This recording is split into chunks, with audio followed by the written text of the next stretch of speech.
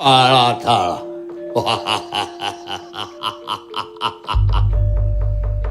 Ya bandaku, ya donyaku, ya bondo bandaku dhewe. Ya donya donyaku dhewe.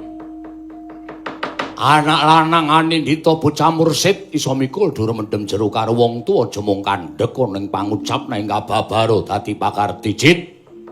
Ndrajit wonten timbalaning adhawuh Kanjeng Rama. Persasat kaya lumaku ing panci peteng kepapak obor sastra biar padhang trawangan penggali ramamu. Sak budhale pamanmu ing panglebur gongso mangkat minangka senopati negara Ngalengka ngrabaseng para wanara. Gumana musik jroning penggaling pun Rama. Ngalengka ngukup kemenangan. Maragake sowanmu mesti nggawa kabar. Nggawa kabar ingkang gawe gumbira penggaling wong atuamu. Maragake matur Jit. Ih. Sewu-sewu kalepatanipun ingkang putra Tadah Wadana Kanjeng Rama. Menawi wonten lepat atur kula diagung pangaksami kepareng kula hamba baraken lelampaning madyaning paperangan ageng. Wadyabala saking negari Ngalengka tuwin wadya balanipun Prabu Rama Wijaya. Ya, piye Gage? Maragake wiwitana nggonmu bakal crita kersaning pun Rama. Ingkang sekawit Kanjeng Paman Panglebur Gongso, Paman Kumbakarna ngrabaseng para wanara temah wadyabala wanara mblasah kadidene babatan pacing. Samyajrih kaliyan kridanipun Paman Kumbakarna ing Panglebur Gongso. Mestine pancen kudu kaya mengkono jer pamanmu kuwi Rawa, Birawa. Pamanmu kuwi wujud buta gedhe. Yen nganti wujud buta gedhene go ngaluhur sak perbata siwi parandene kalah karo Munyuk. Ora ana gunane swita karo ramamu Ngalengka. Ih. Namung kula nuwun sewu. Paribasan dipun krubut mangewu-ewu mayuta-yuta wanara menawi kakirikaken satemah para wanara menika sami pejah dipun nidak dipun iles dening Kanjeng Paman Panglebur Gongso. Alah dalah. Jujuken pepuntaning critamu. Aku pengen weruh pamanmu Kumbakarna nyangking dase Rama Wijaya. Sewu sakalepatanipun ingkang putra Wadawadana Rama. Namung sareng ingkang majeng Radeng Lesmana, senopati saking Swelagiri. Dipun dombani inggih menika Paman Wibisana satemah mangertos dhateng keringkianipun Paman Kumbakarna. Rama, mugi andadosna ing kawuningan Paman Kumbakarna sakmangke kapuping Rana Madyalaga seda wonten ing paperangan. Piye? Wah! Wah, Kumbakarna.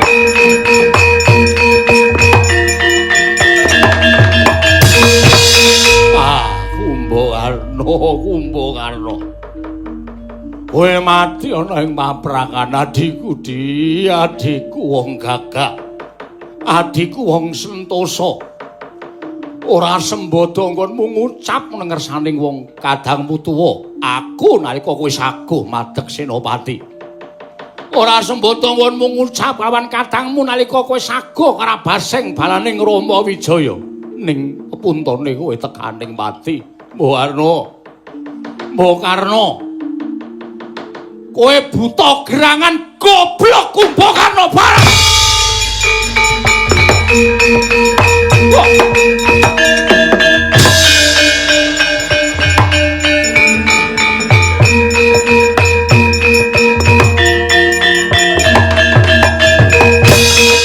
Kowe buta goblok, kowe buta pengung. Wis pantes kowe mudhar ning pabaratan. Ing atase kowe gedhe sak gunung anakan mungsuh Munyuk.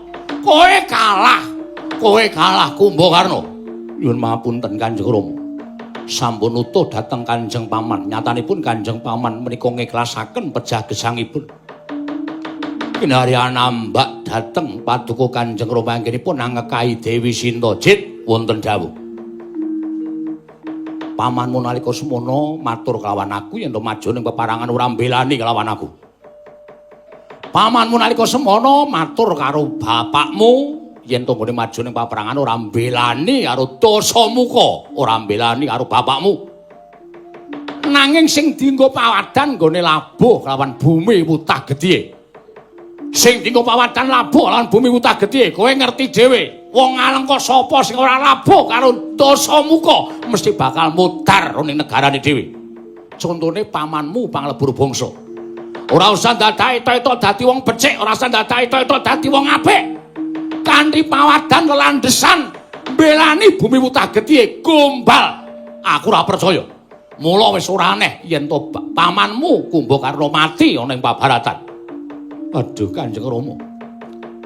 Ngantos mekaten anggen paduka angesotaken dhateng Kanjeng Paman Panglebur Gangsa. Dernyatanipun Paman Panglebur Gangsa sak mangke sampun ngiklasaken pejah gesangipun sedanipun wonten ing pabaratan ngrabasing Wadyabala saking Swelagiri. Nadyan kados menapa pawadanipun nanging sampun kersa majeng wonten ing paperangan menika tumrap kula minangka dados satriyaning Praja Ngalengka ingkang wajibipun pundi-pundi asmanipun sarta dipun eling-eling asmanipun Paman Kumbakarna sing dwarem eling-eling nganti mudhar dong eling-eling.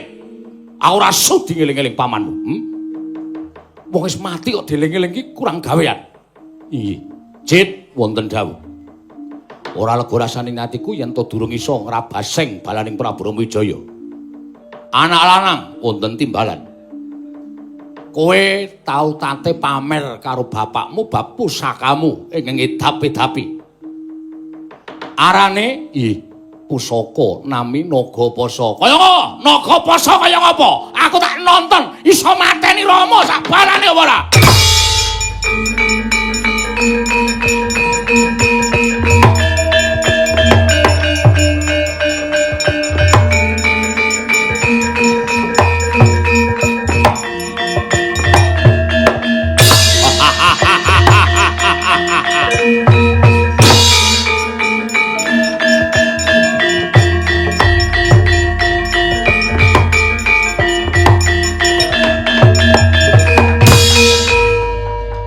Kanjeng Rama Kyai Nagapasa wadalah murup sak obor bedore mblerengi mripat. Nanging kowe ngerti pirang-pirang senopati negara Ngalengka kabeh padha kapuping Rana Madyalaga wiwit saka bibimu Sarpanaka nadyan wujuding wanita nanging dheweke sekti mandraguna sekti kalintang jayaning perang ewa dene mati mungsuh balaning Rama Wijaya. Pamanmu Prasta kuwi piyai sepuh. Kuwi eyangmu. Kuwi uga sawijining satriyaning Praja Ngalengka Diraja. Ngrungkepi negarane wiwit ramamu durung lair. Pamanmu Prasta wis lenggah ning negara Ngalengka parantene. Mungsuh balaning Rama Wijaya pamanmu gugur utawa eyangmu gugur ning Madyalaga. Saking kadang-kadangmu anak-anakku kabeh ludes keles tanpa sisa. Mati ana ing pabarangan.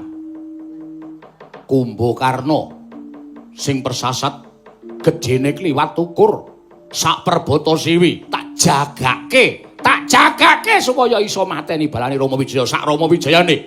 Ewadene kowe weruh dhewe Kumbakarna pamanmu mati ana ing paperangan. Jit wonten timbalan. Sing tak jagake mengko cah bagus. Jejegna kalalindraning pun Rama. Jejegna kalalindraning pun Rama, jejegna negara Ngalengka Diraja. Aja nganti negarane wong atuhamu iki dienggo jag-jagan munyuk-munyuk menungsa ora tatanan. Kowe tak dapuk dadi senopati. Nagapasa iki pusakamu sing tok ndel-ndelke gunakno. Nggo nenigas ndase Rama Wijaya, Raden Lesmana lan kabeh kethek-kethek sing bakal ngraboso negara Ngalengka. Ngestakaken dawuh. Lajeng pangkatipun ingkang putra benjang menapa? Wis aja kesusu. Wekasing pun Rama ora usah nggunakake cara-cara kasatriyan. Wong perang kuwi butuhe menang.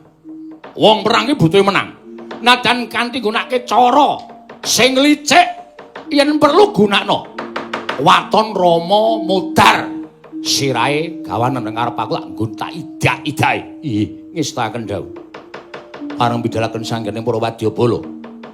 Budal mau tak sanguni puja sesanti lananga juritmu Indrajit. Kapiyarsa swaranipun lir ombake samudra.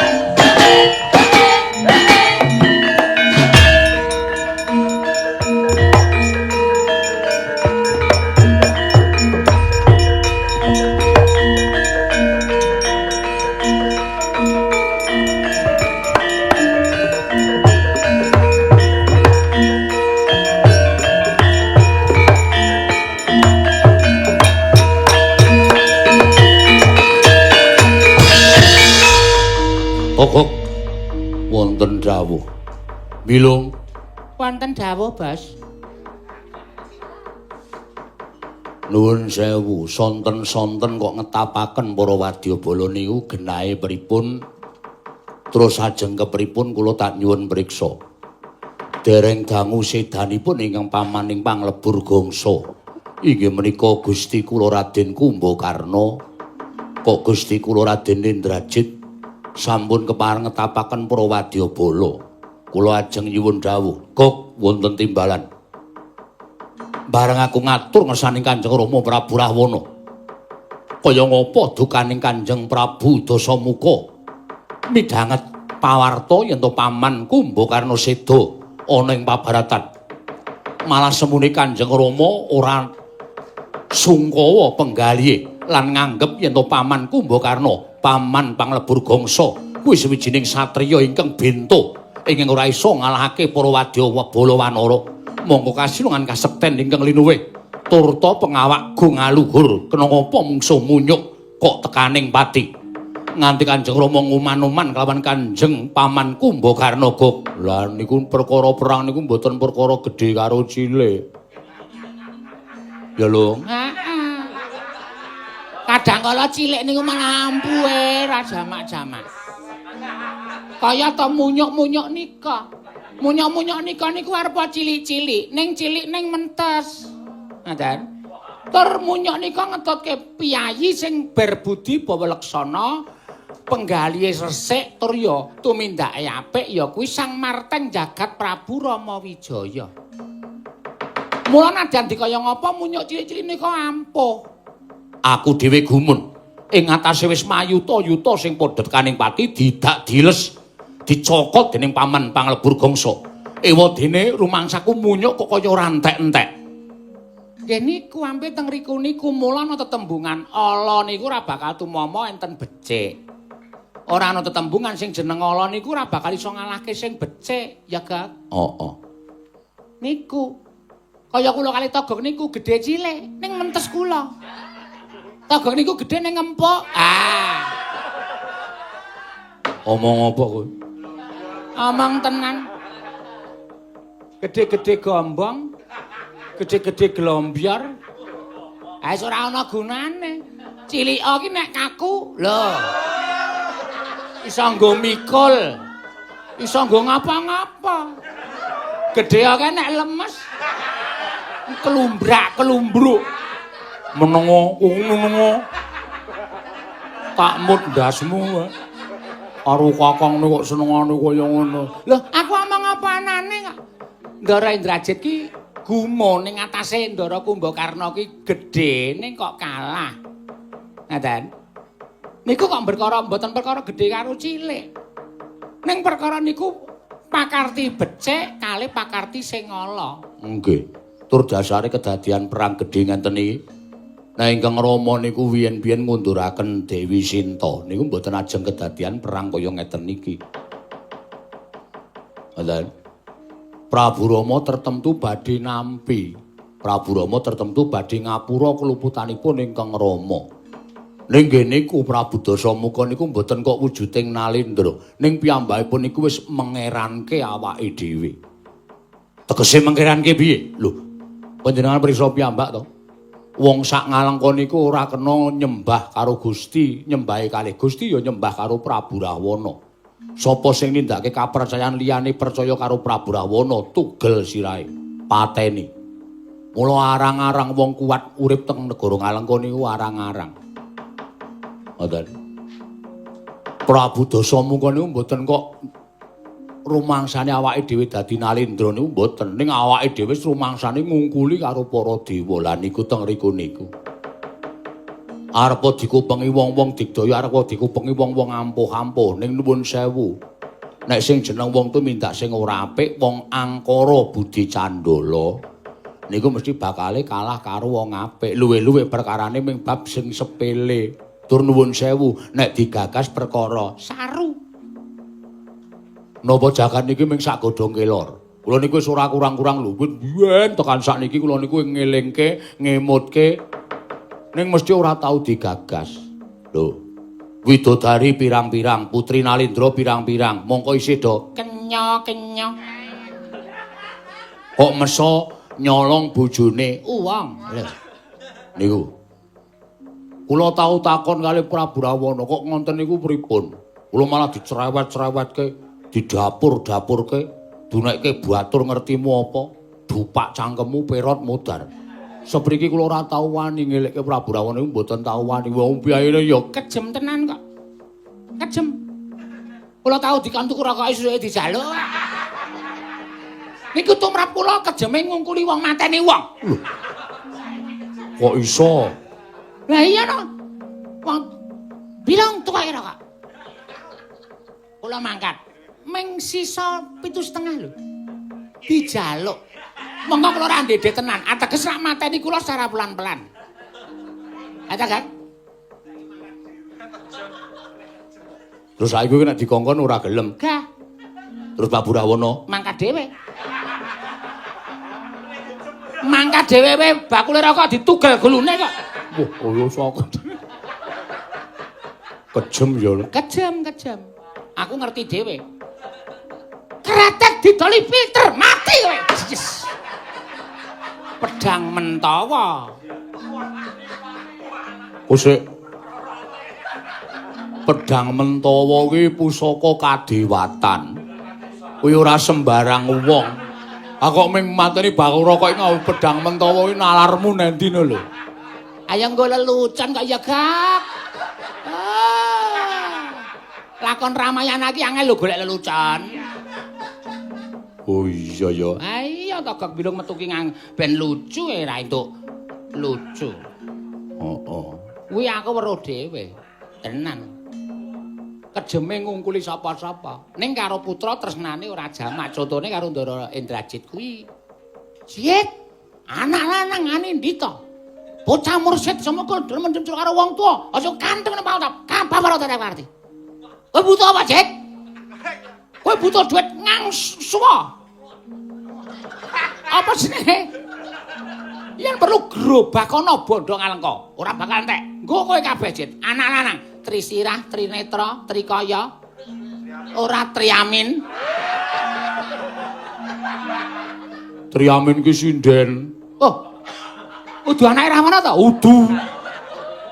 Oh, ayo ora ngerti kok aku. Mula dipek Marwan. Ha iya. Monggo Marwan ki Wadyabala Swela Giri. Lebu munyuk. Ndasmu. Lho mbok ora sembrono moh aku lho. Ya nggo hiburan kok. Terus kersane pripun? Togok wonten timbalan. Aku didapuk Senopati. La la la. La la la. Sampeyan didapuk Senopati kalawan Kanjeng Rama Prabu Rawana. Malah aku dikeparengake nggunakake cara sing licik. Nyatane balaning Prabu Rama Wijaya ora iso dikalahke karo sapa wae. Kanjeng Paman Panglebur Gongso wae. Sedo. Mula aku taren karo kowe Gok, nadyan kowe iki batur. Kowe wis wareg mangan gempalaning jagat legiasi ning kahanan. Kowe wong pengalaman. Kowe matur karo aku, piye carane mateni munyuk supaya gampang, yen munyuk iso dipateni, gatheng sirahe Rama Wijaya. Piye, Lung? Sulit. Hah? Sulit. Sulit ki apa? Asu jengkelit. Wis kerep krungu aku lho. Nek tetep apik to nek aku sing muni. Ah iya.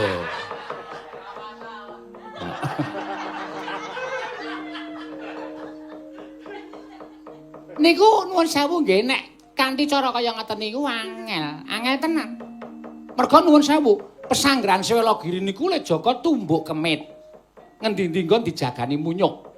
Mongko munyuk niku werna-werna, ana sing munyuk iso teng jero banyu, ana munyuk sing iso kaya seluman ora ketok, ana munyuke Prabu Ramajaya niku pirang-pirang. Oh.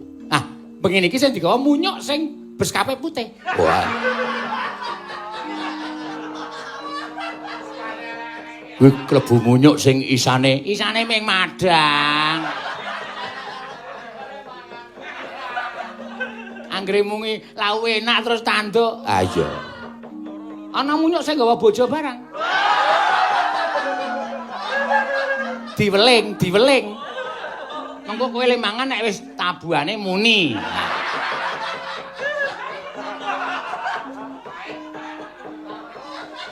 Gok, nun, bilung kan minggat ae. Omong wae. Omong ora ono sambung rapat karo sing tak kandhake. Kowe aja sembrono lho, Lung. Ndara Indrajit kuwi nek wis duka, mengise ya kaya bapakne, mula sing ati-ati. Aku mung ngomongke kok. Ano. Niku Wadyabala Munyuk niku werna-werna. Sampeyan ajeng metu pundi? Arep metu banyu sing jaga sendrum banyu ana. Arep metu Dirgantara Munyuk sing mabur niku pirang-pirang. Anoman. Kapi Kombang. Kapi Cecak rawon. Kapi Cecak ijo. ora ana. Ana. Oh iya. Kapi. Mregantil. Pokoke pirang-pirang. Niku kabeh mabur kabeh. Lho, sing teng jero banyu ya ana. Teng jero banyu niku kaya to kapi, Cacing kanil. kapi, Wader pari. kapi, Koi. kapi koi apa? Sing penting nak apa jenenge iki munyuk rai, Pak. Ah iya, ana tenan. Ana, ameng durung tau ngetokke kok. Aku duwe. Oh ya syukur. Dadi aja dipaido kabeh munyuk ki ana kabeh. Kuwi pancen balane Prabu Rama Wijaya. Oh. Sampeyan jeng metu pundi? Metu alas, kapi, Sardula, kapi, Sing, kapi, Raja Sing. ana apa? Ana. Kuwi nganggo mekutha. Mekutha dengkulmu melocot. Senengane ora. Gok nun. Aku duwe srana. Srananipun padine para wanara iki bakal tak jangka wanci bengi. Lah niki malah sampeyan nerak pacak nerajang perbatang. Tegese piye? Tegese wanci bengi niku wancine leren. Wong perang niku ya nganggo leren ora awan bengi nek awan perang nek bengi leren. Aku kok kewalik ya, Gok? Menengo. Menengo. Ya wis tak ra omong. Awan perang bengi leren. Ngoten. Lah kok sampean bengi malah dienggo perang. Nanggung utawa nangguh para munyuk ora prayitna. Yen para munyuk ora prayitna, bakal tak wenehi daru beksi wisa racun saka daya kemandhenku. Men padha tekaning pati. Yen munyuk ingkang mayuta-yuta cacahe mau padha tekaning pati, gampang nggonku golek dalan ketemu karo Rama Wijaya. Yen ketemu Rama Wijaya tak tugel sirahe tak atur Kanjeng Rama, aku bakal nampa ganjaran sing akeh. Piye, Lung? Mustahil. Mustahil piye? Ora bakal kelakon wis ta. Gunake daru beksi wanci bengi, munyuk do turu disebari racun sing lumantar Samirana. Wah. Gejayan. Gejayan dengkulmu melocot. Samirana ki angin. Oh, iya. Lumantar angin ben kena virus utawa kena racun munyuke do tekaning pati. Heeh. Nek munyuk tekaning pati gampang ngene tekan pakuwon ning Prabu Rama terus Raden Indrajit arep nyedani Prabu Rama Wijaya. Ngono sing dijangka Ndara Megananda. Miturut kowe piye, Kok? Nek kula mung nderek mawon, wong kula niku mung batur, kula niku mung nderek mawon nek dingendikani ngenten iki kula ya mung isone melu ndedonga muga-muga iso klakon. Nek tumrap kula ngoten niku, Pun dicoba mawon. Dicobi mawon. Mengke sebari racun, sebari wisa. Men para munyuk-munyuk niku padha tekaning mati, mengke sampeyan iso tekan pakuwon ning Prabu Rama Wijaya, iso mbantu Prabu Rama Wijaya, niku ya apik mawon. Cara niku apike aja mung digagas. Ning dilakoni upama gagal, nggih pancen cara niku durung apik lan durung iso dienggo dadi srana sedaning Prabu Rama Wijaya. ngoten niku sing dikandhake Bilung Kok wonten dawuh. Kowe karo aku ngambah dirgantara. Para wadyabala men gecak sawetara perang ana pesanggrahan Swelagiri. Mengko nanggo wanci bengi, monggo kula dherekaken. Kula Manjing Putih mlebok kampuhku. Lho niki ngestakaken dawuh.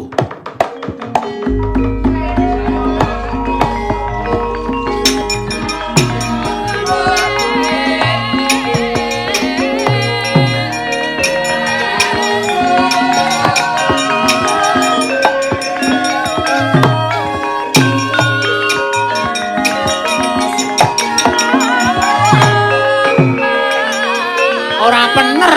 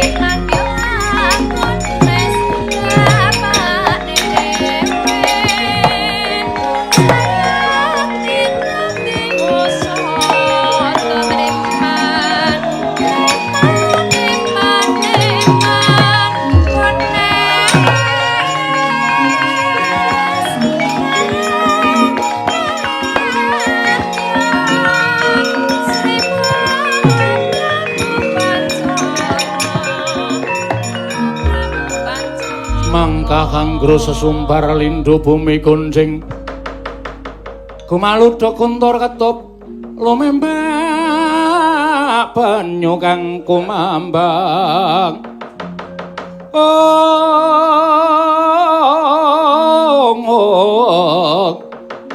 lumembak banyu kang kumambang dosang Wisnu Bathara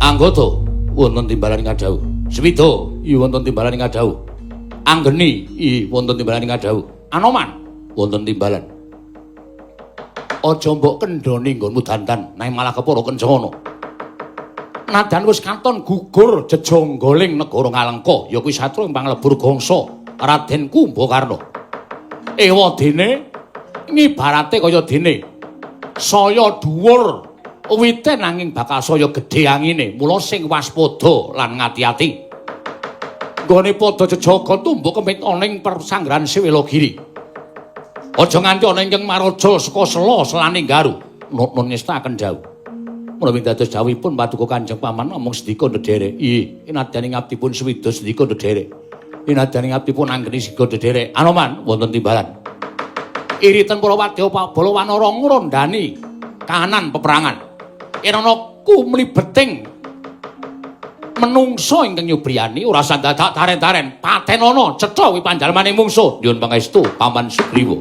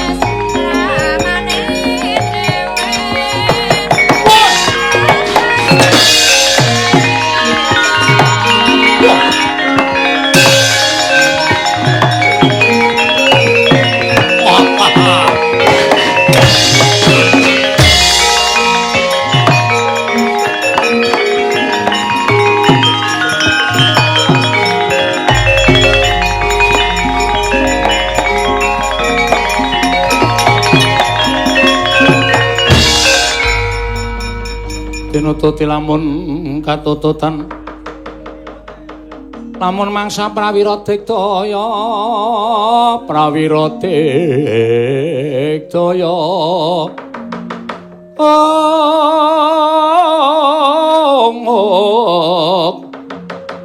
tunanggana magawe gelarira wang-wang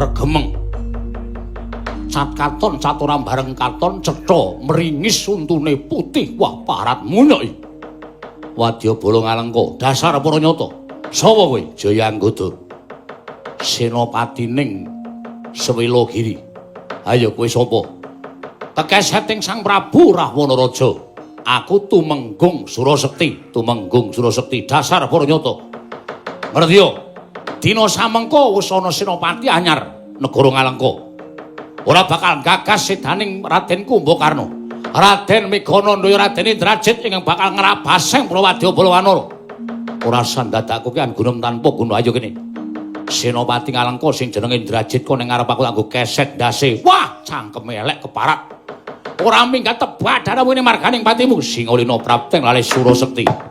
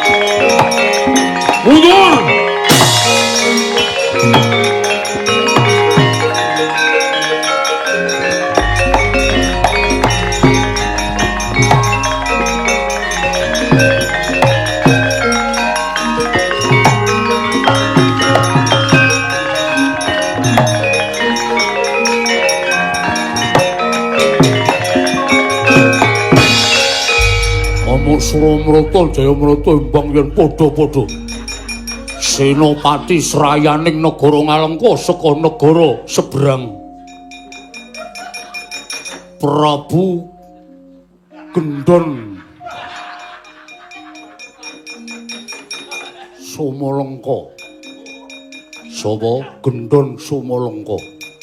Sapa Jayanggada? Sarapati wani mrajang barisaning Prabu Wijaya. Aja sumbar, aja sumbar. Ana bebasan Giri Lusi jalma tan kena kira.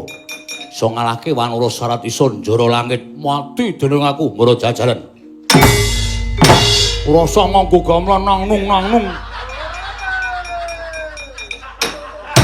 Mudar.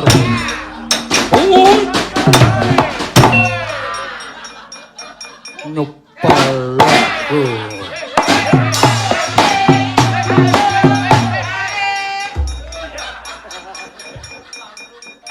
Kae ratu kok kaya wong edan.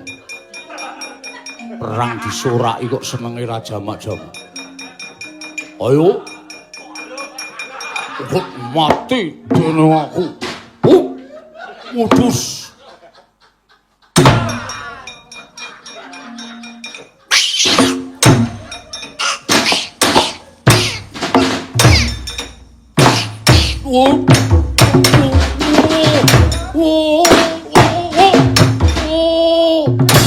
Cukur.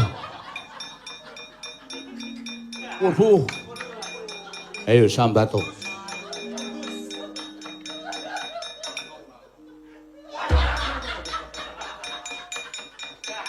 Waduh aku rebutan legane atiku.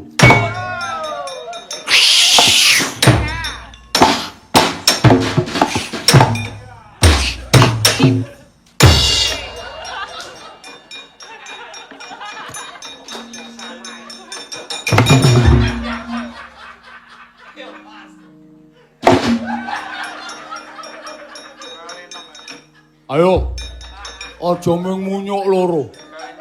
Munyuk sing seragame putih-putih ngrubut.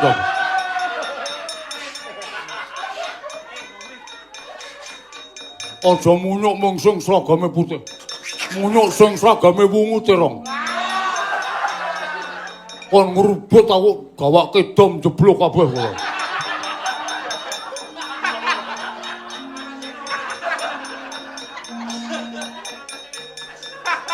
Sepolok kowe.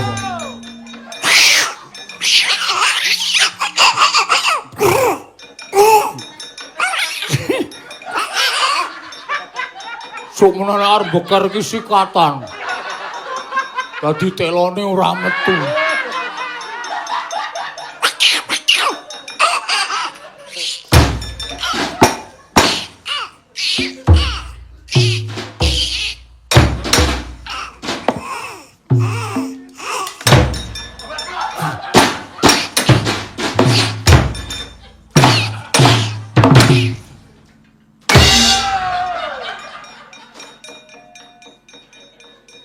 Pulang.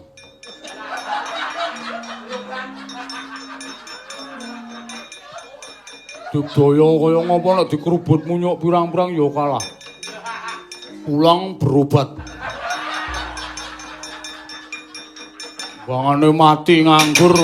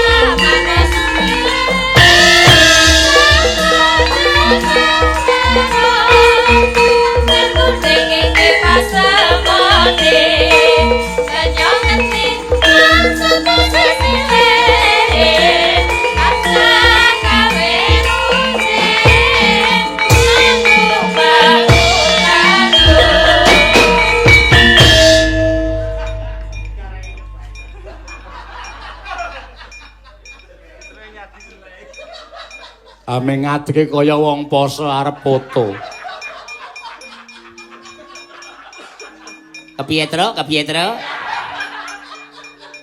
Apik. Seneng ya, Reng. Seneng piye? Melu ndara Rama Taylor. Lho.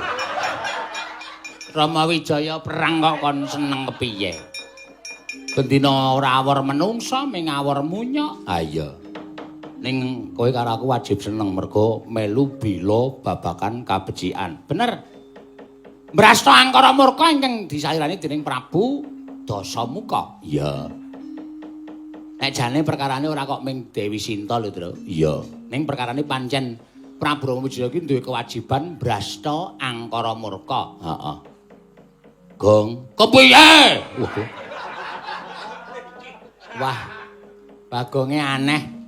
Ora kaya biasane. ya dienggo selingan ya, Le. Heeh, engko ndak darani ora. Apa? Ora tangan kowe sampe kuwale lho, Tru. Heeh. Wis ben ra apa-apa. Ora masalah, waton juga. Ah iya. Aku kuwalik ora tau tak gawe masalah kok. Ah iya. Ning ya perlu tak aturake sapa dhisik Truk sing kepareng mempersembahkan wayang Climen bengi iki. Heeh.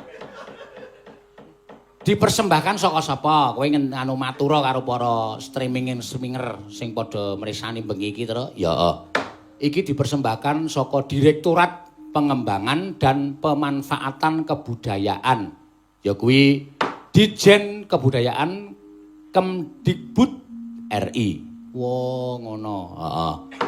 Parade seni pertunjukan virtual membuka ruang kreatif seniman terdampak COVID-19 pada era new normal COVID-19.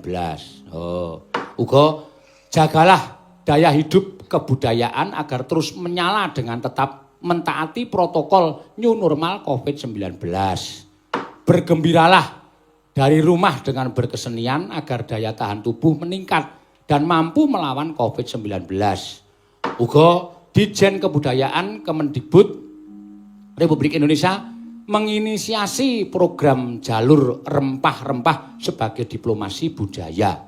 Sirep pagebluk Latama Husadi wi lakon bengi iki adalah salah satu catatan pengetahuan tentang rempah Nusantara pada kasanah pewayangan. Wah, luar biasa apik tenan. Heeh. Mula bengi iki lakone Ron Latama Sandi. Oh. Kuwi pemanfaatan rempah-rempah supaya iso dadi srana waluyaning raga. Iya, pancen ya bener, Tru. Ah iya. Uga lumantar HP iki ya tak wacake ya, Reng. Ah iya, engko ndak kleru. Heeh. Apal ora? Apal sik alon-alon rasa kesusu. Kok suwi le buka. Iki mau wis diaturake lan uga iki kena pesenan. Apa, Tru? Saweran. Iki, Tru, sing penting. Lho. Mau ngarep ya penting, iki ya luwih penting. Ya, merga iki ya dienggo ngripi para seniman-seniman. Iya. Seniman nek ming sekedar virtual utawa apa jenenge iki? Nganake pemintahan streaming ngene iki nek ora ana kepedulian saka bapak-bapak saka Kemendikbud niki ya kepiye le arep bisa urip? Peming wayangan terus. Wayangan terus ora ana pemasukan. Tombak, mati alus. Ah iya. Dari Dirjen Kebudayaan Kemendikbud RI Bapak Dr. Hilmar Farid. Kami mengapresiasi seni pertunjukan virtual seperti pergelaran Wayang Climen Kiseno Nugroho yang tetap membuka ruang kreatif untuk terus berkarya dengan mentaati protokol COVID-19 pada era new normal dengan cara seperti ini kesenian terus berkibar, kemajuan kebudayaan terus berkorbar. Luar biasa. Esuk ganti wiyagane nek ora gelem keplok terus. Ya.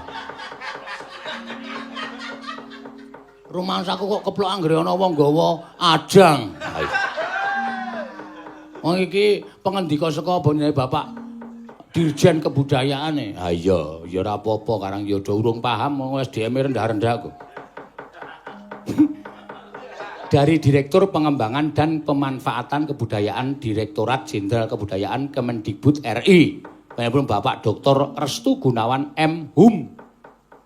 Direktorat Pengembangan dan Pemanfaatan Kebudayaan Direktorat Jenderal Kebudayaan Kemendikbud RI telah menginisiasi program jalur rempah sebagai diplomasi budaya lakon sirep pagebluk Lata Mahusadi. Ini adalah salah satu catatan pengetahuan tentang rempah Nusantara pada kasanah pewayangan. Matur sembah nuwun. Semoga para seniman terus giat membuat karya walau dalam keterbatasan akibat dampak COVID-19, berkarya dan bergembira dari rumah. Oh iya, wis pokoke digawe seneng terus. Heeh. Nganggo sistem caraku, caramu piye? Golek wong edan loro diuripi nang omah.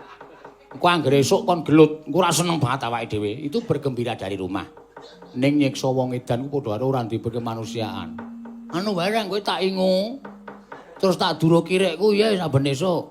Dengkulmu melocot ora. Tendang kowe. Iki jangkae amba banget tendang kowe.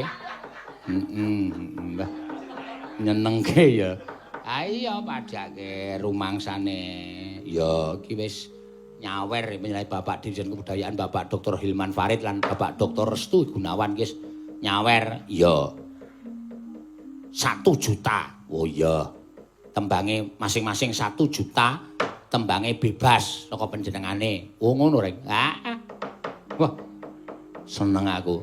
Ya kadang kala nglakokke. Anggere kleru tak dupak raimu kowe. Nglakokke sing Ramayana ngene iki, munyuk-munyuk ngene iki, Tru. Ah iya. Dadi awake dhewe ya rada pisah sikik karo Ndara-ndara Pandhawa. Ah iya.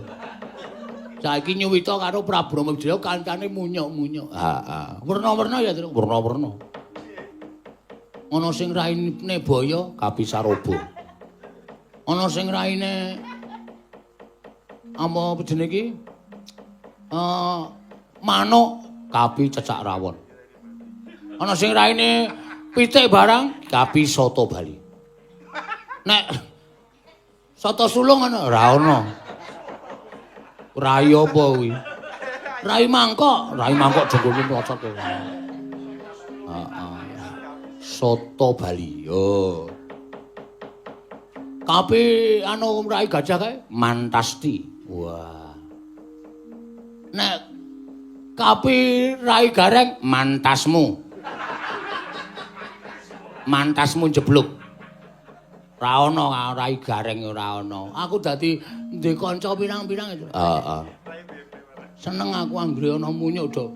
Aku seneng nek ora munyuk brai. Woh. Gendandapan nang wit kae nubruki sapa-sapa. Heeh. Tapi bungkek udu.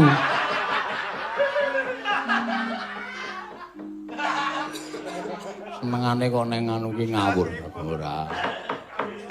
Ayo karo diselani tetembangan terus iki pesindene ya komplit ya papat. Iya. Kapi Agnes Yanandasari Nuring Tias. Iya. Ketek wedok. Ha iya.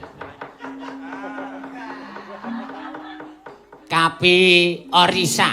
Oh iya. Kedoke lagi duwe ketek cilik.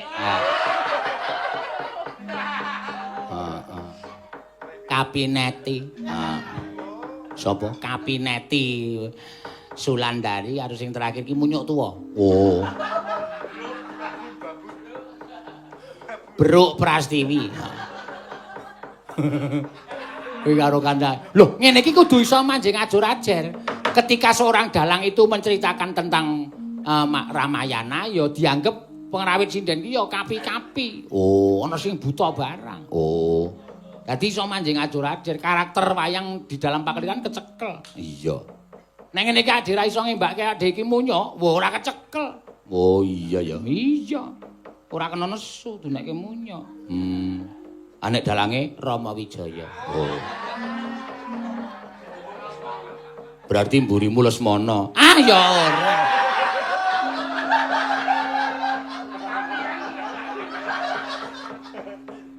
Lesmana kok kaya ngono. Teko ngiri cantrel. Giri Kastuba kok ora. Ya nembake tra ya. Ayo, ceket ora do senengane. Sing kepareng-areng nyekar sik sapa? Ya. Tak nyuwun pambiyantune Kapi. Agnes. Ah iya. Wah ayo. Kapi nek kaya ngono kuwi Wah wis ora kobrel leren. ah iya. Wis dirayah munyuk-munyuk.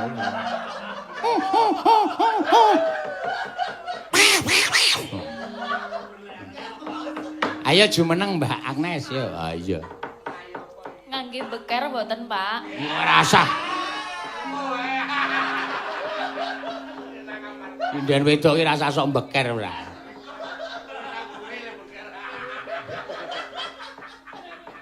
Lah jarene Kapi. Ayo.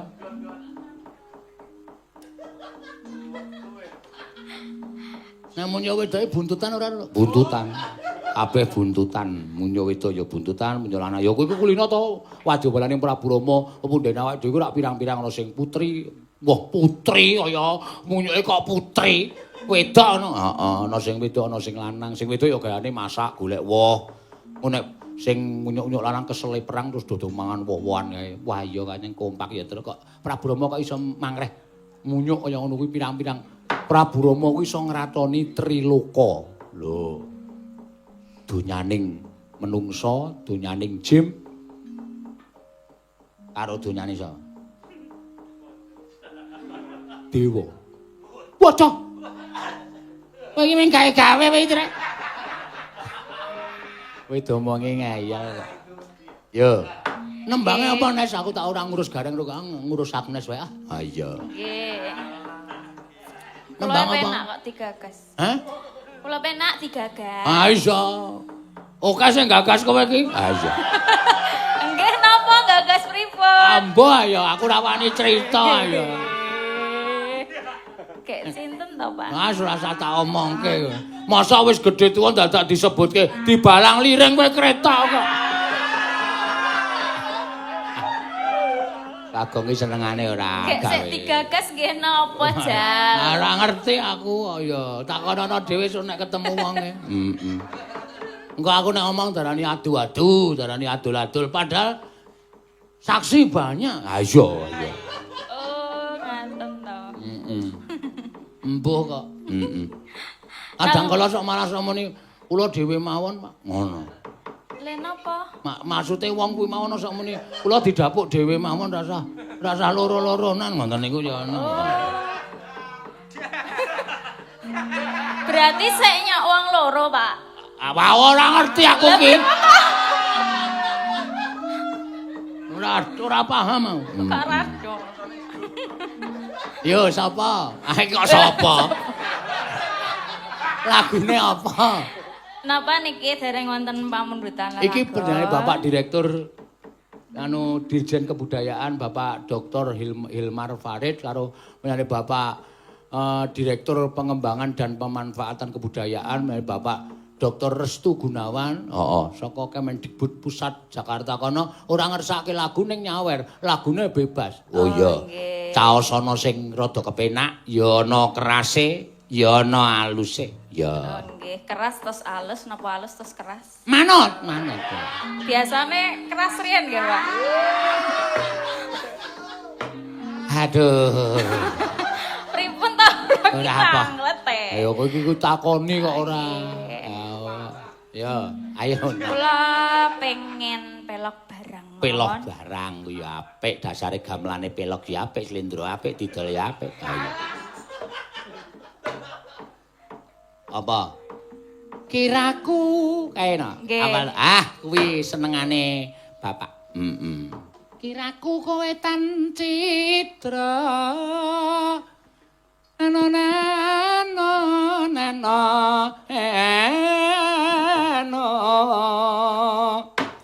Asmarandan. Oh. Aku ya meh ngawur. Ketoke nyeni ning ora paham. Ya, kaya ngapa suaramu dipamerke? Nggih, alon-alon nggih, Pak. Wah, lek muni iki jan alon-alon nggih, Pak. Ngono.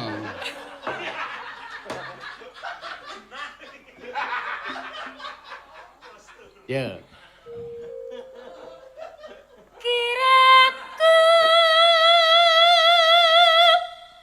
kowe tan citra.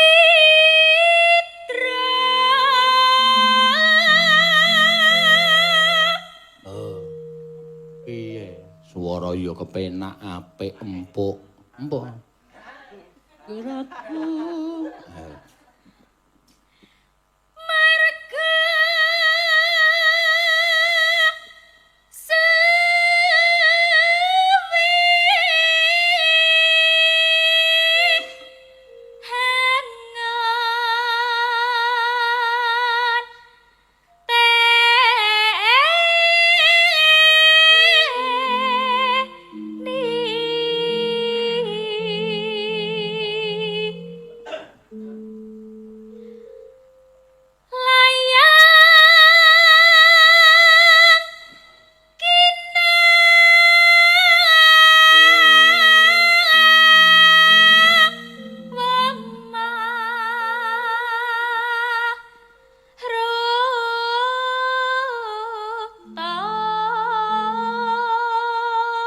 Masuk lagi. Lah, sapa rek?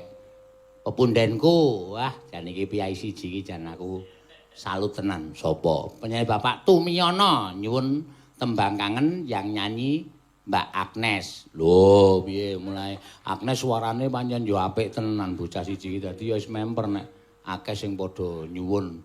Ayo, Lah niki gantos napa mboten? Ora aku iki engko Mbak Pak Tumiyono dhewe ra apa-apa wis ben. Nggih. Engko kapi-kapi liyane men golek woh.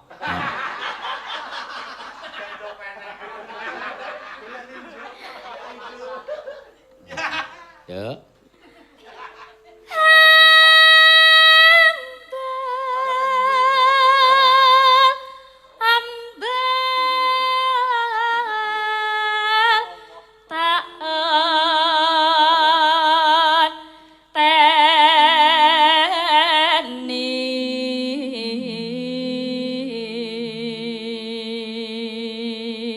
Bapak Tumiyono, founder and CEO Widodo Makmur Holding. Wah, garing basa Inggris pinter. Loh. Aku ki nang Trawana 3 sasi, Tru. Trawana iki dipanggang. Oh, panggangku kudu luar negeri. Ini ra ada pisan. Ki aku duwe kanca jenenge Kapten Lasirun. Oh.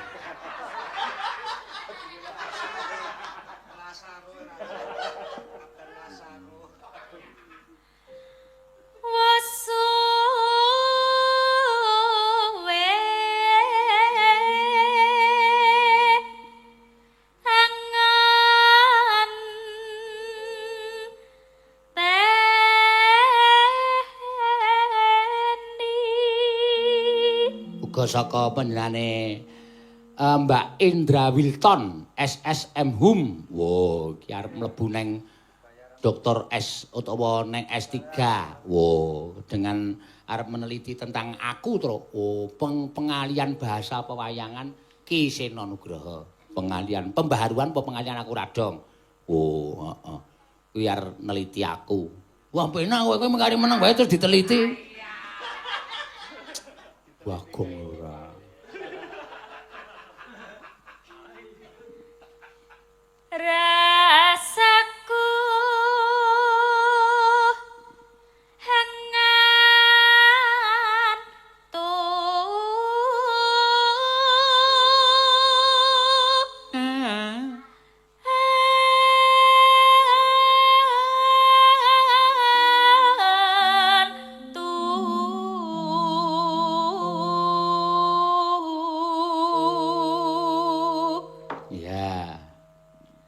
pijar krungu kentongan semoyo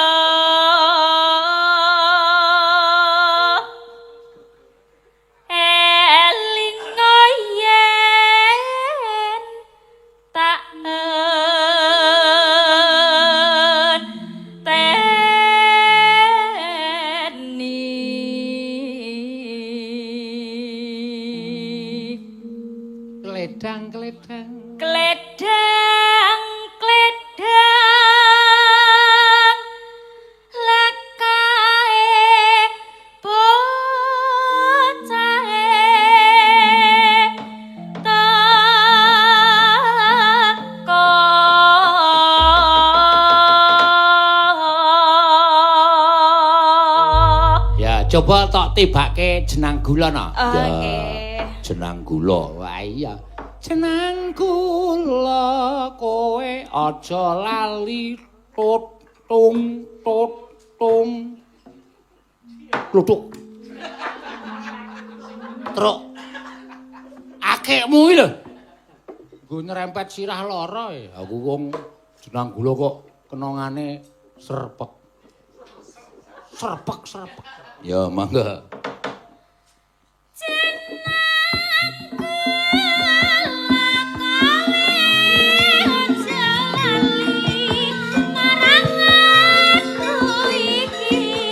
Ya Kang Mas nalikane nandang susah sapa sing ngani jani dek samana aku tetep tresno lan tetep setia Oh. ya Kang Mas turun tak gedelah. Derage. gawe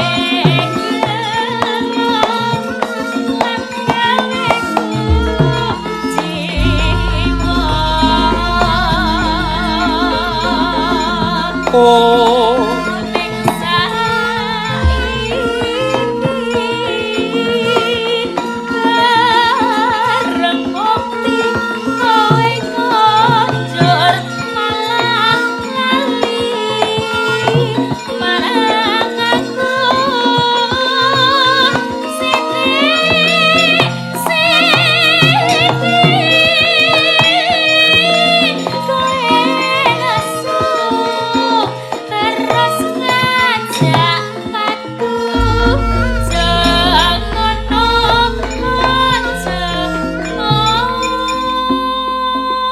No. Ugono salam budaya saya dari Disdikbud Pringsewu Lampung. Semoga kegiatan pegelaran wayang kulit dari Dijen Kebudayaan menjadi inspirasi bagi seniman untuk lebih berkreatif dan semangat. Ya, wah. Apik. Terus, Nak, ya.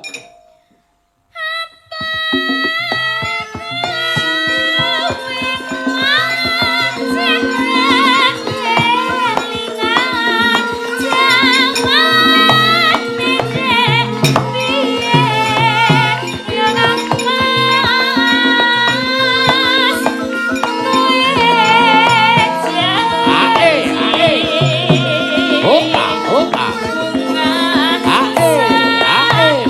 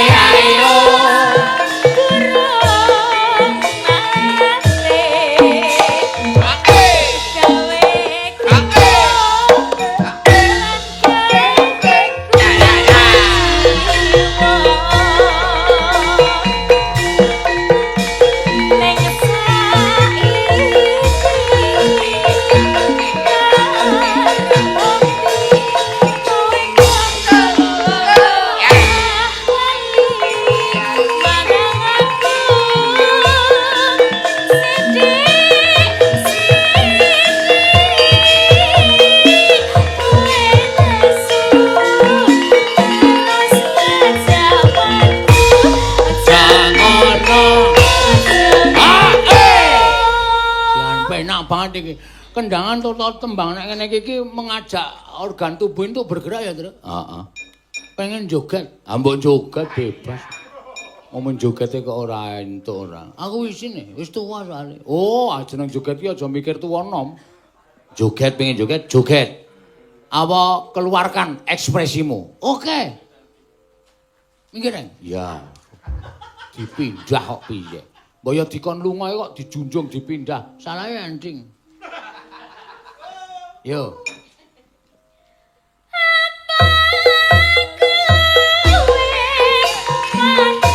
Wah, iya. Lo lo lo lo. Ayo ayo. Ayo ayo.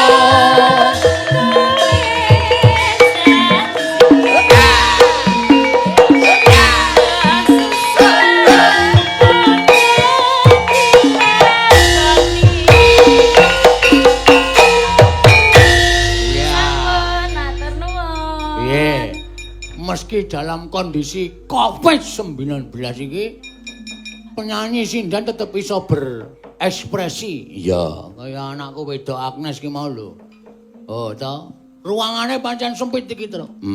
Pendopone ya ming cilik, ning justru pendopo cilik tertutup ngene iki iso berekspresi lumantar berkesenian, berkreatif dan berinovasi, inovatif lewat streaming. Iya. Sing nonton ya akeh. Malah justru pemat dilumpukke iki sing nonton ngungkuli pentas langsung lho iki. Oh, toh. Iya. Channelku 3. Heeh. Channelmu 3 ki piye maksud? Channelku ki cacahe 3. Heeh. Sing siji sing nonton wis meh 9.000 wong. Wo, Sing channel kedua meh 3.000, wis pira? 11.000. Sing channel ketiga ngono sing anyar dhewe iki 30. wo. Kuwi tak gaweke sego men aja do lunga. Ya wis ora apa-apa ya kudu ditampa kanthi seneng wong apa kuwi sedikit demi sedikit lama-lama menjadi entek bukit. Heeh. Ya iki sing kedua saka panjenengane Bapak Direktur Pengembangan dan Pemanfaatan Kebudayaan Bapak Dijen Dr. Restu Gunawan.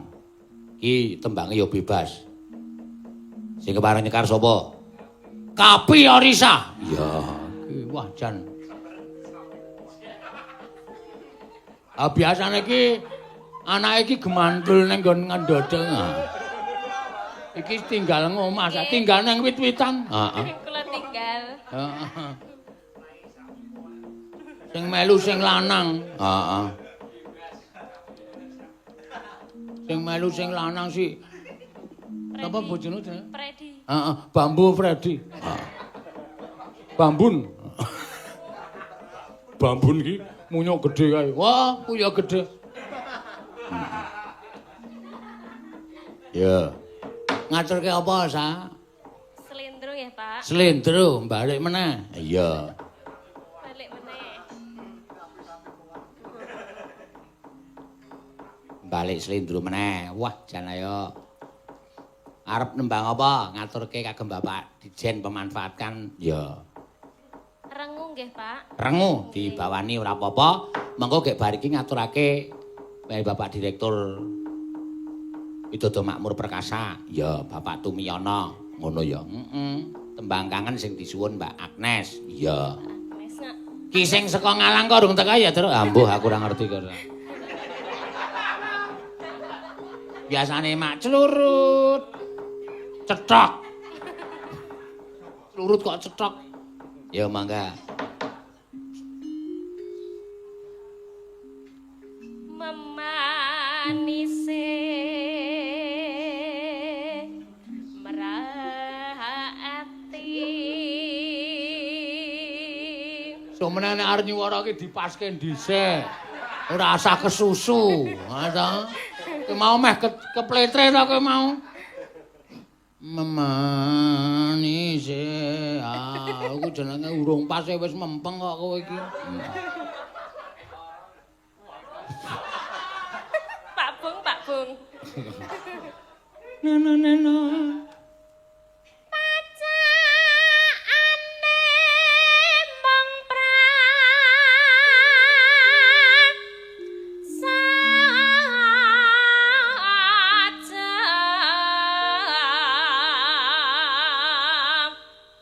Neno neno alus manes tur mraati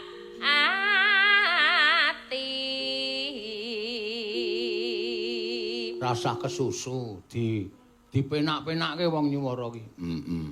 Mancing midhangetake ya melu kepenak. Oh iya. Iki saka Mas Irwan, salam ugi Mas buat kawan-kawan di Direktorat Pengembangan dan Pemanfaatan Kebudayaan yang sedang menonton pergelaran ini. Pokoknya jangan lupa bahagia. Ayo, jan. Pokoknya dienggo seneng ya, Kong. Ayo. Wis didhawuhi maem sing enak, urip sing seneng. Maem ya sayur-sayuran. 4 sehat 5 sempurna. Iya, ben supaya awak tetap sehat, pikiran tetap seneng. Iya, pikiran ki nek ora seneng iso ngregesi lho, Tru. Ha iya. Mergo wis iki nembang sik. Lali ya. Aku nek iso omong kaya terus-terusane. Ha iya sing nembang sik.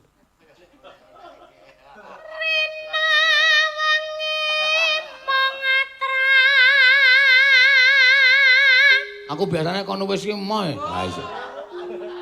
Wis emoh.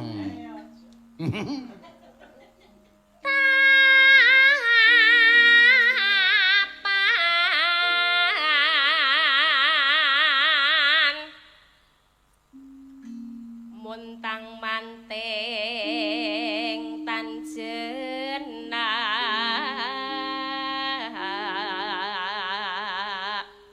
Neno kang mahasira duh wong bagus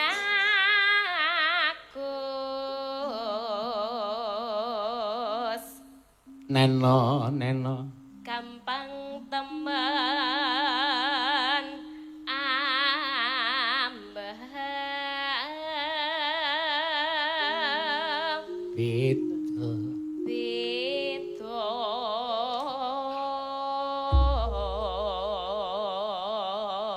ya sajake katon rangu enten apa niku bilih sampun dangu entuk entuk iki nek gamelane perunggu nek persi ente ya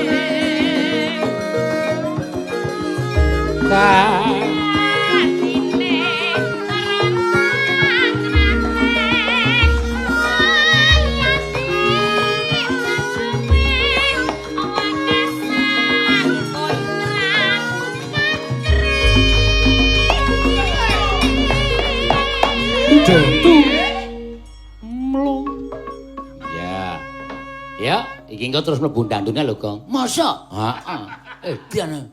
Mulane aku wis mak cenut. Oh iya sono tandane. Ayo. kaget ora. Ambekan, Pak. Nah, ya ambekan barang.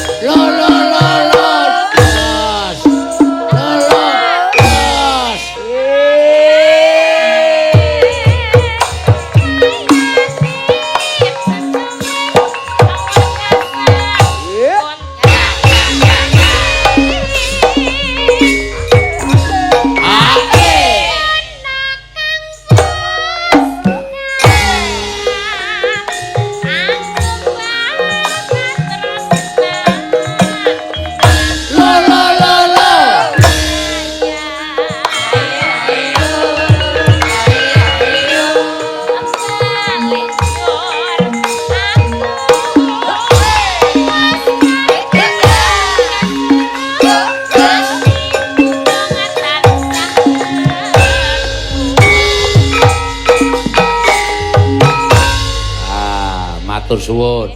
Mbak Kapi Orisa. Ya. Ayo iki kari ngaturi utawa nyaosi sing disuwun Bapak Tumiyono. Ya. Tembang kangen sing kepareng nyekar Mbak Agnesia Nandasari Nuring Tias Kapi. Kapi. Udune duet karo Napi Keswan. Kapi, Kak. Hah? Kapi. Oh, Kapi to, Kapi. Tak kira nek Napi. Kapi. Ayo jumeneng Nes ya. Kula meleh. Ha iya, sing dikersake Pak Tumiyono. Tumane? Iya. Mboten jeleh, Pak.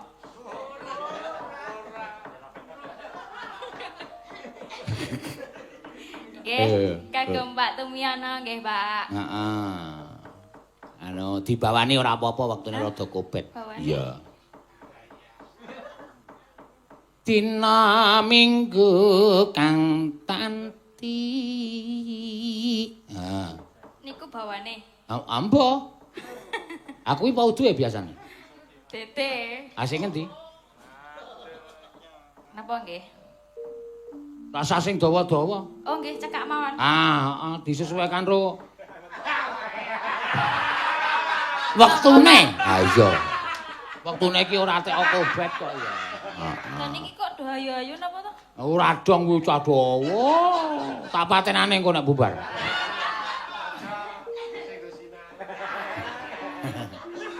Aja dipateni jek golep. Ya, mangga. Aja turu mawon nggih. Ya. Aja turu. Ayo dikangsani. Aja turu lho, ngono. Oh, kowe iki tembang, Gong. Asmara dono. Tembang lho. Heeh. Aja turu sore kaki. Ngono kae kok aja turu lho. Arep turu karepmu, arep modar karepmu. Jangan marah dong. Rasa gagas Bagong. Aku suwe-suwe jelek aku. Aming aja marah kok dadekke lagu. Jangan marah dong. Yo. Aja turu sore Tapi Oh. Iki pepeleng dienggo para munyuk. Aja turu sore kapi. Kaki. Kaki. Aja turu sore napi. Kaki. Wah! Sabareng. Iki nek muni ngono kuwi bleduke ora umum. Wis sikile pincang garuk-garuk. Karang iki dienggo ana gunane truk kowe iki ora. Iki anggere mulai tlepok ngono terus sit ngono. Jiji. Salahe kok kowe kaya ora.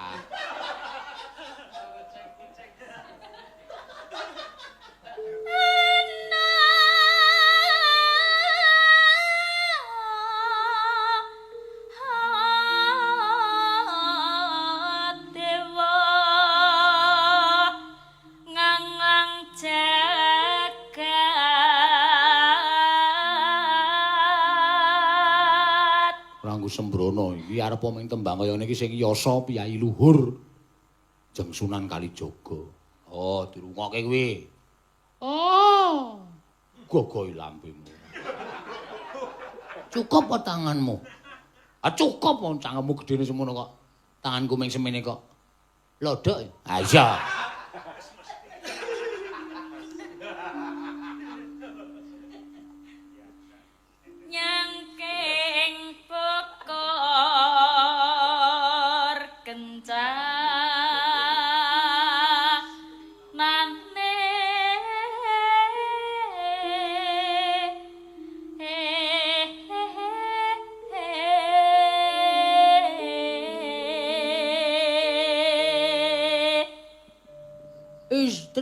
Istrine sapa? Isine.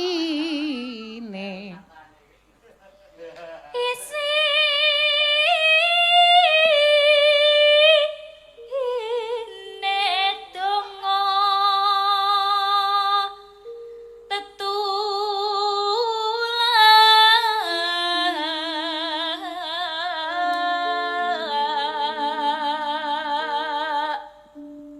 sandang kelawan panganan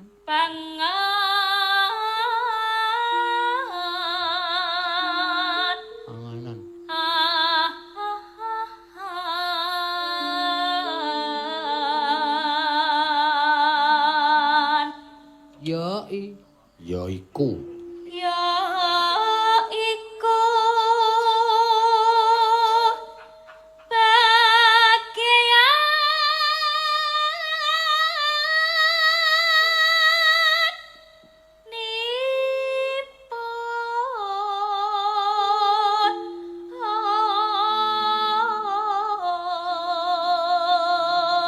iki aku cakepan sing paling seneng ya iki ana harapan to, cakepan ana harapan. Kok ana harapan? Ya iku bagianipun. Ha iya. Mira. Wong cakepan kok bagianipun mira dengkulmu mlocot ora. wong meleh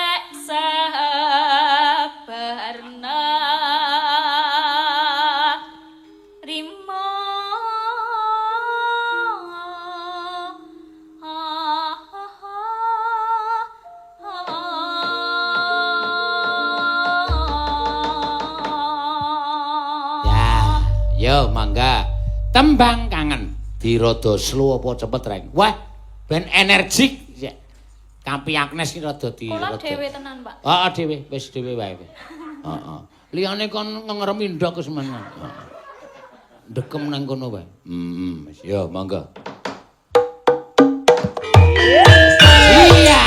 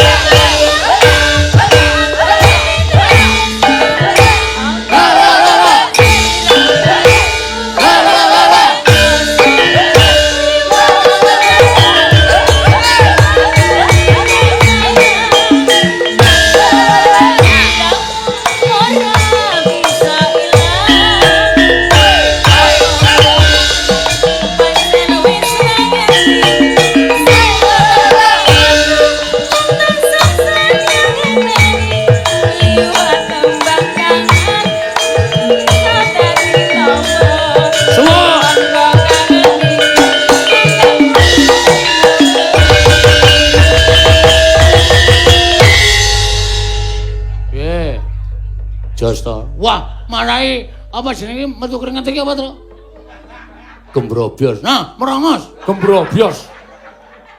Gembrobyos ki metu keringete, nek merongos ki metu untune. Goblok. Ngarane ora gembrobyos kok merongos ora. Gembrobyos ki beda karo merongos. Oh, aku ki namune wah Bu, aku sumuk, merongos aku. Ayo kleru, nek ngono kleru jenenge ora. Iya. Petra, apa? Iki kok kaya peperangan wis geger meneh kabar sing tak tampa reng. Heeh, lumantar harian tutuk ndasmu kowe. Arep sembrono kowe, heeh. Lumantar gethok tularing para wanara nek iki ngalengka ngetoni Senopati. Lho. Lagi wae bar gugur Senopati ngalengka ya kuwi Raden sapa ta? Sing buta kuwi? Kala Pragalba. Pragalba ki buta alasan. Lah sapa? Kumbakarna.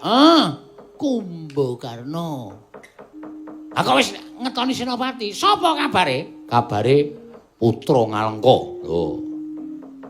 Sapa, Gong? Andi ndasmu kuwi. Putra Ngalengka kok. Aku ki ora apal kok takon aku. Putra Ngalengka Andi Jomegatan. Raden Indrajit. Wedian. Raden Indrajit. Iki wong ampuh kegila-gila. Mula ayo nglumpuk dadi ji ning gone ngersane para punden-punden kae. Mengko ndak awak dhewe nek dikongkon ngopo-ngopo ora iso ngrampungi karya. Ayo, ayo Kang. Yo mangkat dina iki. Yo. Cumangka angkro sesumbar lindu bumi.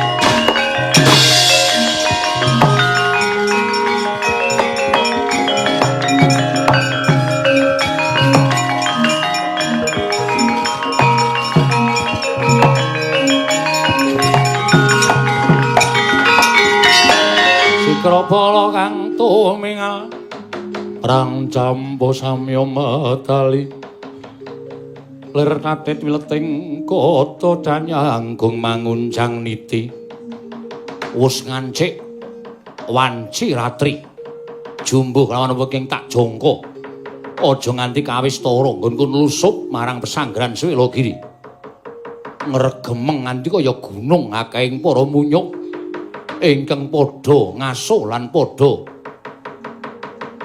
mundur saka ing peperangan. Ya, ora ngerti tekani Raden Indrajit putra Ngalengka atmajaning Sang Prabu Dasamuka. Kena perbawaku, kena daru beksi wisa racun ingkang ndak tamakake ora padha tekaning pati. Aja dundang putra Ngalengka.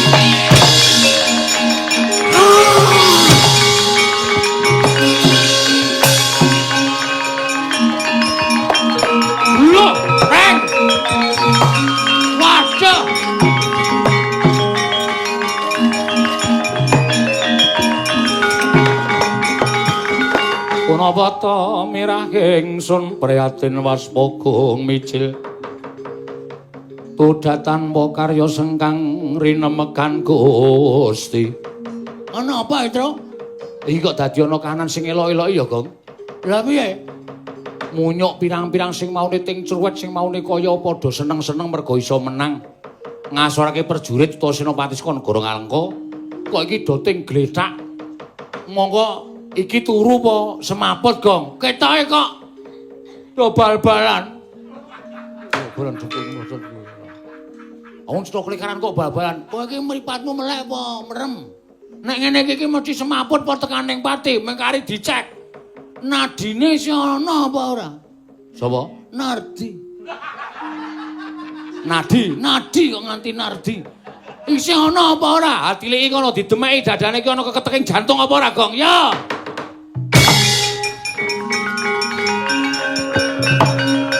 Wah, Gong.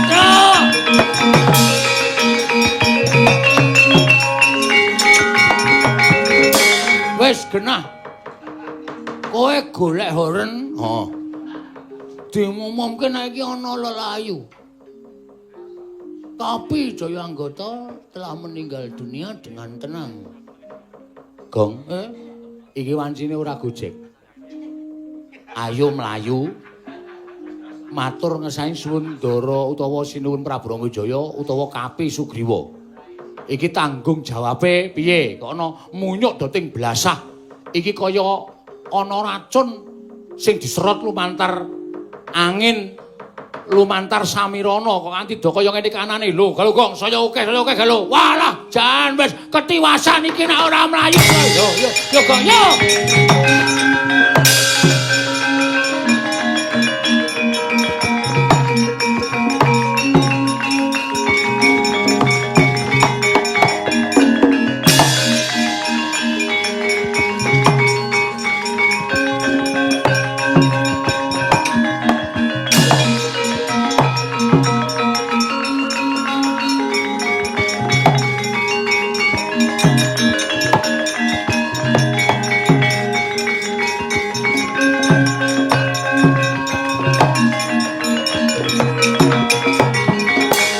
Wonten menapa Ki Lurah Petruk?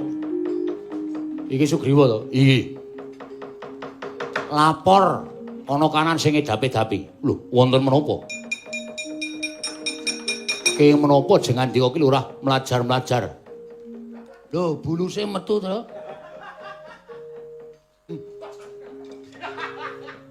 Gawa uthik. Ayo kowe iki kurang ajar. Wangine metu kok.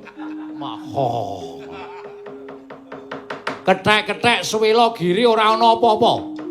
Ora ana sing nibani gegaman, ora ana sing nibani apa-apa. Pokoke ngerti-ngerti padha ting gletak. Sajake kaya Katriwandan gedhe-gedhene tekaning pati. Ndara Sugriwa, weh la dalah, wah la dalah. Anoman ning ndi Petro? Anoman ndi?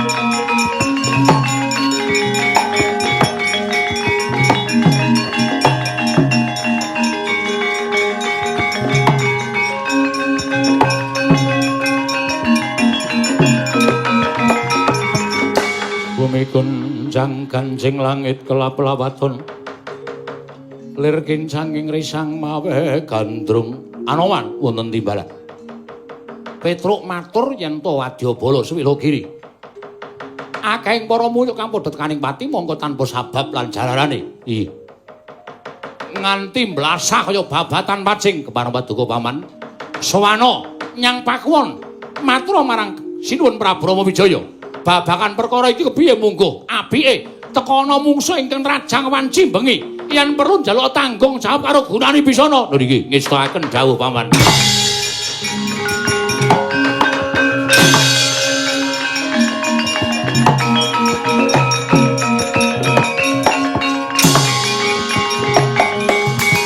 Barataya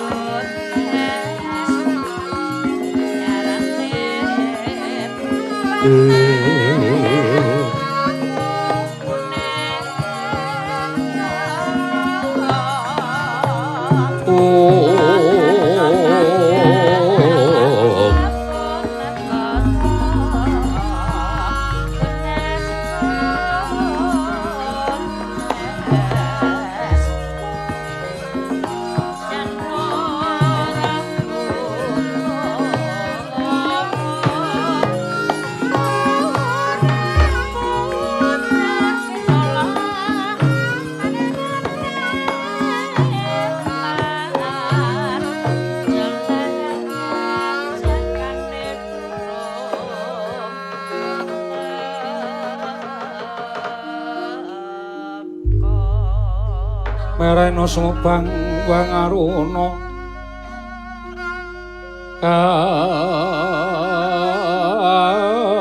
kadinetraning uga rapuh sabdaning kokila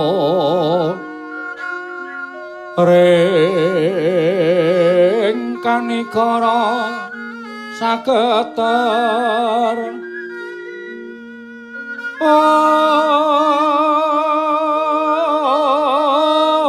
kene dongane engkung lir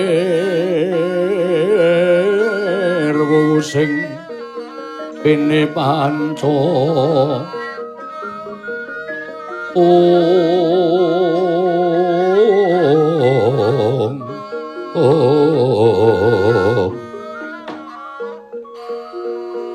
Agung muga ngayomana marang panjenenganing sun sakula wangsa Wanara.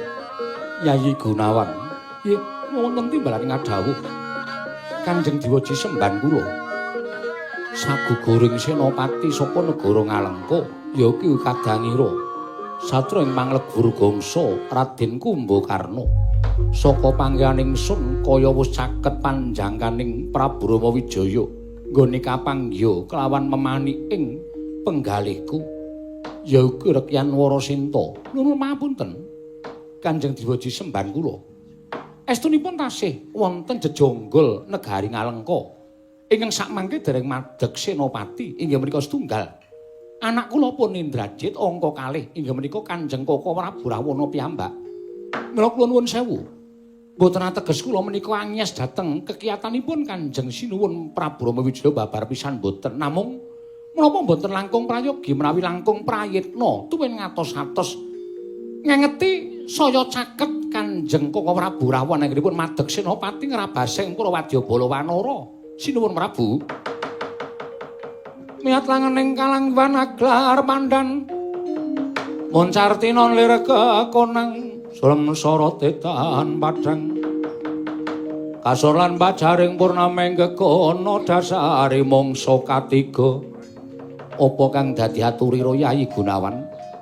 Sayekti saya muwi kekuwataning pun Kakang Yayi luwih prayoga semenia sawetara senggana wonten dawuh. Ana parigawe apa semengko praptanira ing pesanggrahan maragake matur marang panjenenganing sun senggana Diwaji semban kula. Wanci dalu wancinipun para wadyabala Wanara sami ngasuh tuwin mesanggrah. Dumadakan tanpa kanyana-nyana miturut aturipun para Panakawan miwah aturipun para Wanara. Kathah sangganing para Wanara ingkang nandhang katriwandan tuwin pejah. Ketingalipun wonten ingkang angabah-abahaken wujudipun inggih menika daru beksi, wisa, racun lumantar lampahing samirana. Satemah kathah Wanara ingkang samya katriwandan mekaten menggaturipun ing abdipun Anoman Sinuwun.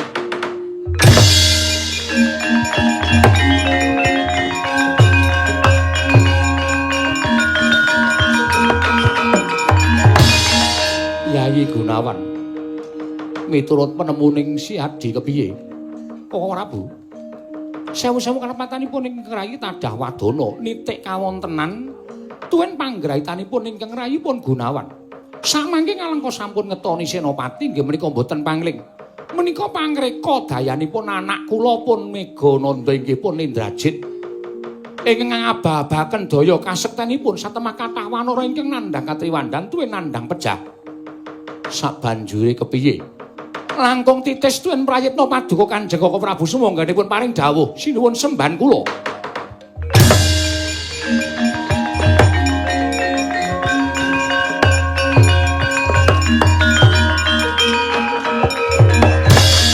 Senggana wonten timbalan sinuwun.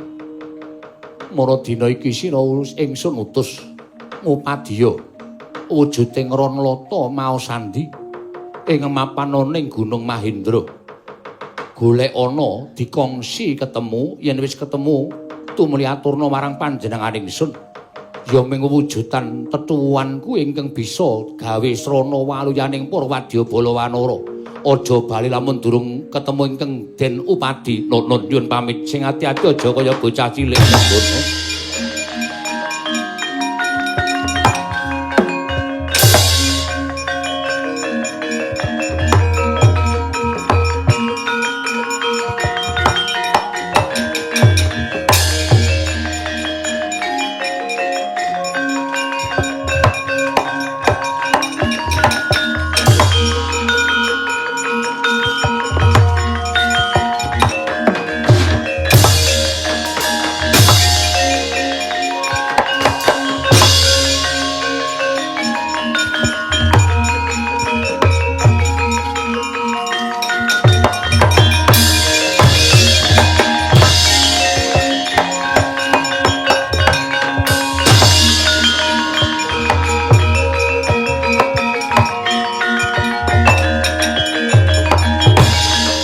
Kron dedel gayung akasa sira risang ramandaya pati bingung bingeleng kenganglangan Sang Anoman dupi nampi dawuhipun nenggih sesembanipun Sang Marteng Jagat Prabu Wijaya kinen ngupaya Ranlata maosandi panggesanipun para wadya Balawanara parandene sampun miling-miling anjejangkung angulari dununging ponang tetuwan parandene dadan saged manggihaken gempong Sang Senggana ya Sang Anoman sigra matek aji Tiwikrama den bedol Gunung Mahendra.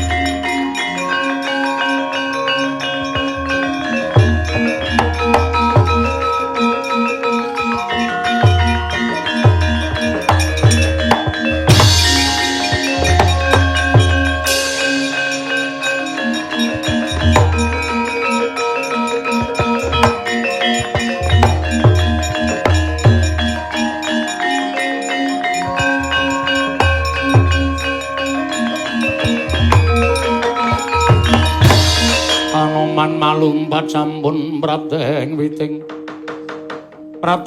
naga sari mulat mangandhap katingal sewu-sewu kalepatanipun ing abdi tadah wadana menapa dipun ngendikaken Gusti kula ingkang sinuwun ingkang abdi dereng saged dungkap wujuding Ranlata maosandi mila samangke gempung raos sing manahipun ingkang abdipun Anoman tumunten Gunung Mahendra kula aturaken dhateng ngersanipun paduka Gusti kula ingkang sinuwun Prabu Rama Wijaya sumangga anipun badhe aniti priksa babagan inggih menika tetuwuhan ingkang kinarya srana waluyanipun para wadya Balawanara diweji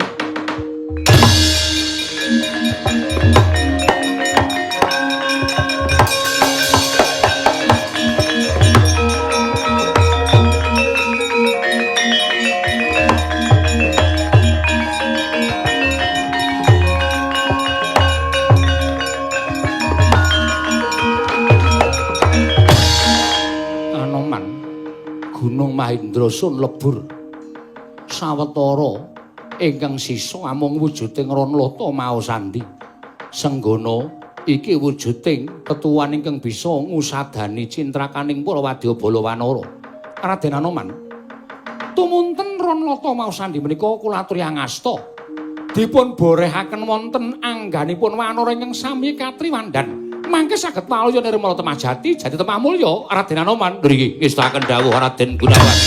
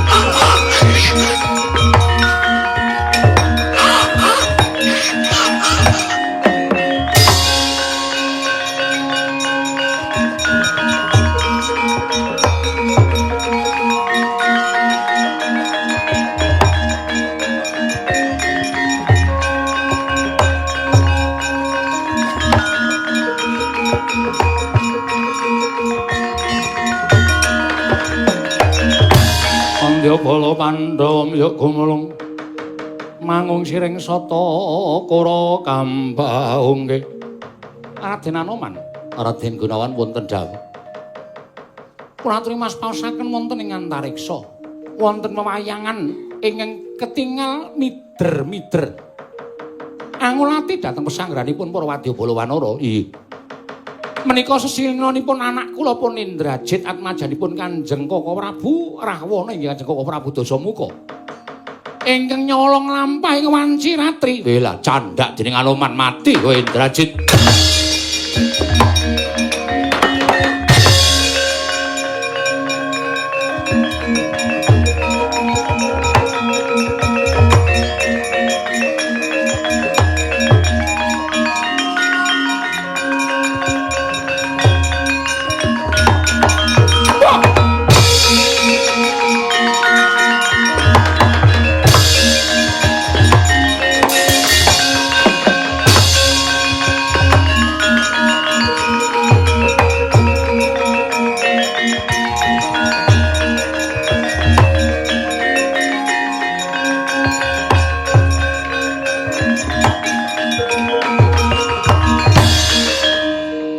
Kaya kilat kesit pindha tadhit tindahipun ngantos nglangkungi samudra minglar saka Wadyabala Wanara lajare ginakaken cara wanci dalu gagar wigar tanantuk karya Wadyabala Wanara ing padha tekaning pati bisa waluya nirmala temah jati nganti aku kadenangan dening Paman Wibisana tumuli diwoyak dening Senopati Gembong Mangliawan Si Anoman. Lah ora pun matur lho. Napa-napa niku lek ditindakake kanthi cara culika mesti ora bakal iso kelakon ya Lung. Iki mau wis metu saka kampuh, wis mlaku barang kok isih turu to. Diantunan kok cah siji iki. Niku. Mula nek cara kula nadyan sampeyan nggunakake srana pengabaran lelara racun sing mlaku lumantar samirana ning nyatane mriko iso gawe tamba sarana wujute Ronlata Maosandi sing thukul teng Gunung Mahindra. Nika wujude tamba sing pancen enten teng tanah Jawi lan niku lho apike enten riku niku. Lah nek cara kula nek pancen sampeyan niku netepi jiwaning satriya magut senopati ya sarana satriya ngetokke dada lanange. Aja wanci dalu ditangguh sesuk-esuk nek pancen wani tenan diadepi. Oh, nek cara kula ngoten. Aja mringkus kanthi cara licik satriya putra ratu Gong Binathara, putraning Prabu Dasamuka. Maju perang kok wanci bengi nek cara kula ngisini-sini. Sesuk-esuk ditanjake nek sampeyan ajeng ngetokke kekuatan sampeyan.